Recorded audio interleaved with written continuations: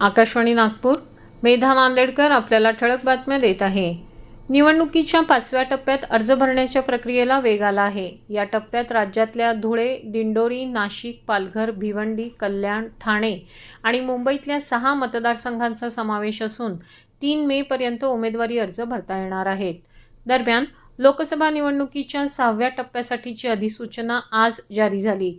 या टप्प्यात एकूण 57 लोकसभा मतदारसंघांमध्ये निवडणूक होणार आहे. उमेदवारी अर्ज दाखल करण्याची मुदत 6 मेपर्यंत असून मतदान 25 मे रोजी होणार आहे. हंगामी फ्ल्यूच्या प्रादुर्भावावर लक्ष ठेवण्यासाठी केंद्रीय आरोग्य मंत्रालयानं सर्व राज्य आणि केंद्रशासित प्रदेश प्रशासनांबरोबर आज आढावा बैठक घेतली. कोणत्याही राज्यात फ्ल्यूच्या साथीची परिस्थिती आढळून आलेली नाही. मात्र अमेरिकेत विविध राज्यांमधून दुधाळ पशु आणि दुधामध्ये एव्हियन फ्ल्यूचे विषाणू आढळल्याच्या बातम्यांच्या पार्श्वभूमीवर ही बैठक घेण्यात आली. आरोग्याच्या दृष्टिकोनातून नागरिकांनी दूध व्यवस्थित उकळावं आणि मांसाहारी पदार्थ व्यवस्थित शिजवावेत असा सल्ला आरोग्य तज्ज्ञांनी दिला आहे.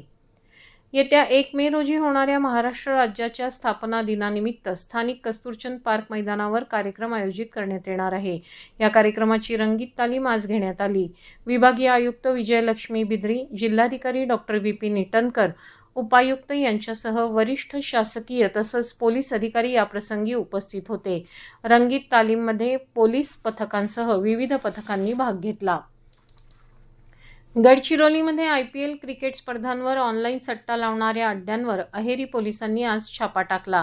या प्रकरणी 10 जणांना अटक केली असून त्यांच्याजवळून 4 मोबाईल फोन आणि सुमारे 9,500 रुपयांची रोकड जप्त केली. हवामान. विदर्भातील अमरावती, भंडारा, चंद्रपूर, गडचिरोली, गोंदिया, नागपूर, वर्धा, वाशिम आणि यवतमाळ इथं काही ठिकाणी आज विजांच्या कडकडाटासह वादळ होण्याची दाट शक्यता हवामान खात्यानं वर्तवली आहे. याबरोबरच हे ठळक बातमीपत्र संपलं. नमस्कार.